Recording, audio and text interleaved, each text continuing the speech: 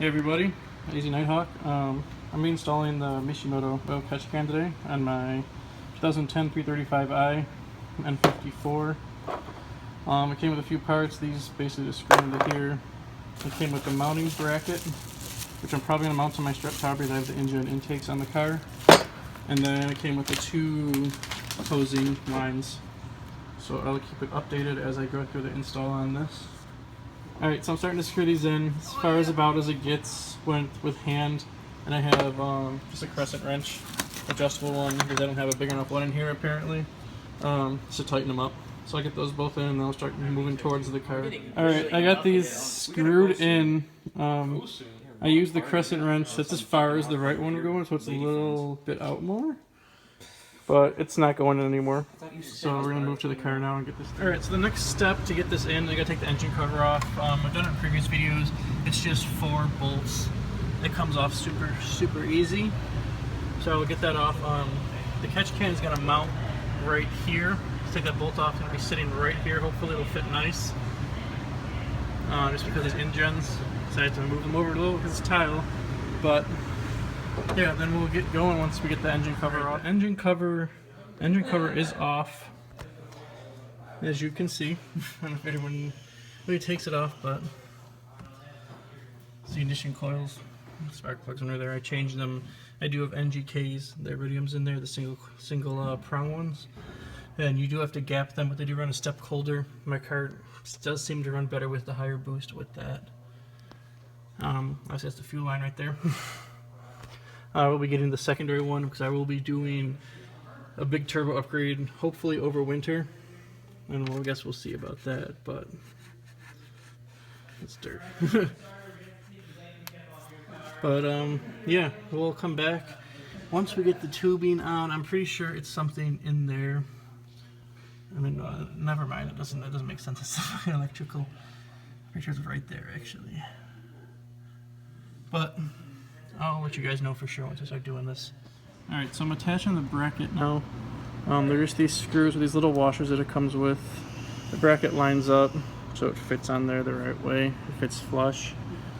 I'll get this on, then I'll mount it to the car. Alright, the next step, I gotta remove this flapper valve right here. You just need to use a flathead to pop off these two pieces. And you take the valve out completely. It comes out right here and then right here. That should be pretty easy. Alright, so the disconnects are off. They're a bit of a pain in the ass. You have to literally lift each corner. So that flat end, that flat end, that flat end, that flat end. You have to lift each one while pulling on it to get each part over the little clips. Then it leaves this one open and that open, which is the new tubes are going to run to each of those valves. Alright, so I pulled off the one end of the disconnect. That is what the disconnect looks like. It just pulls right off, or it says you might need to use a heat gun, but I just pulled it right off. Alright, so then once that's off, you can just push it back on where you took it off from.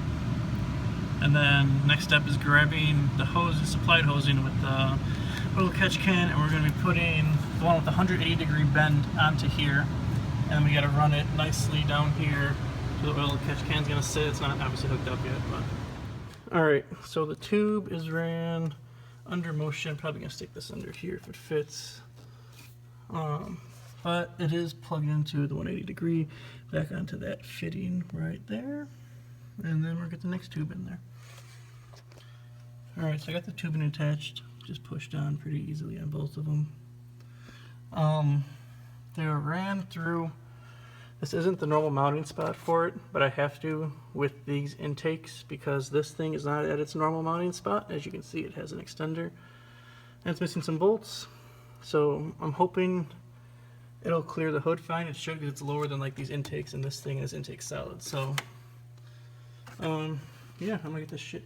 The hoses ran. It's you're supposed to run the one from the intake. Is supposed to be, I'm pretty sure, on the out, and then the one from the valve cover is supposed to be on the in. But if I'm wrong, I'll correct myself. All right, so I was right with that. Valve cover goes to the in, and the intake goes to the out. I don't know if you can see them on here.